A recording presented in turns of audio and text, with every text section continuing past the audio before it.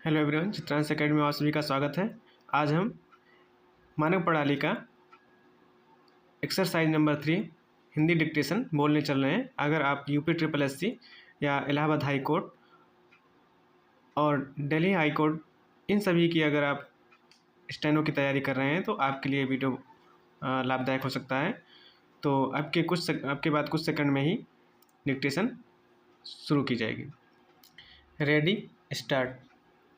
माननीय महोदय, मैं दिल्ली विकास संशोधन विधेयक 1966 का समर्थन करने के लिए खड़ा हुआ हूँ। मंत्री जी ने दिल्ली विकास अधिनियम 1957 में संशोधन के लिए यह बिल यहाँ प्रस्तुत किया है। पहले दिल्ली महानगर परिषद के सदस्यों का चयन डीडीए में हुआ करता था। अब दिल्ली राष्ट्रीय राजधानी क्षेत्र बन जाने से यहाँ राज्य के रूप में विधानसभा गठित हो गई है। इसलिए विधायकों का उसमें चयन करने के लिए वह संशोधन विधेयक हमारे सामने है। मैं अपनी ओर से तथा अपनी पार्टी की ओर से इसका समर्थन करता हूँ। उपाध्यक्ष महोदय, मैं आपके माध्यम से मंत्री जी का ध्यान खींचना चाहता हूँ। अभी आदरणीय जगमोहन जी ने उसका उल्लेख भी किया था। दिल्ली की जनसंख्या 1 करोड़ से ऊपर हो गई है, यानी 1 करोड़ से भी अधिक होने को है।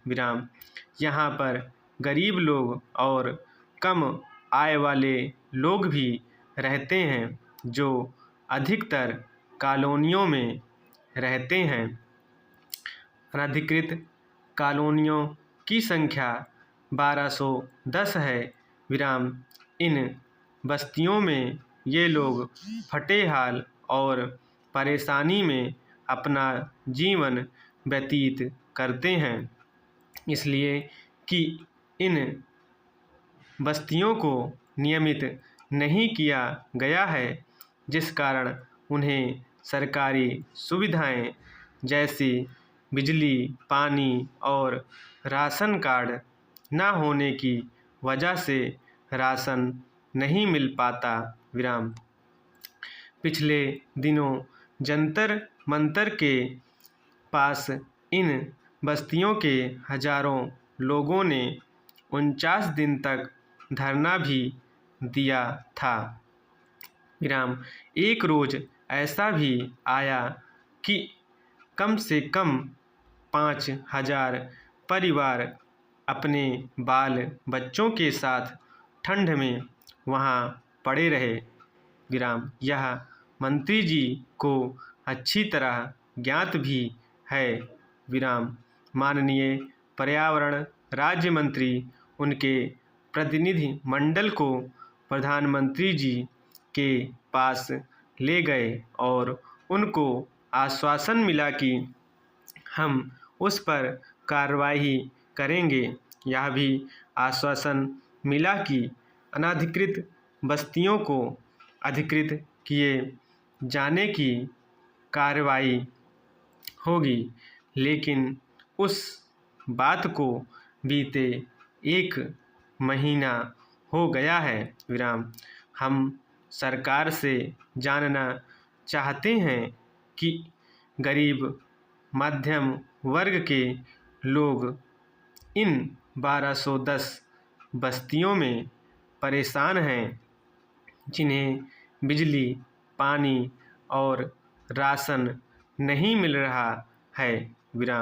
उनकी जो परिस्थिति है उसको देखते हुए क्या सरकार इसी महीने में संसद के इसी सत्र में ऐसी व्यवस्था करेगी कि उन बस्तियों को अधिकृत रूप में नियमित कर दिया जाए, विराम, उन्हें बिजली तथा पानी का कनेक्शन मिले, राशन कार्ड मिले, यह मैं कहना चाहता हूँ, विराम।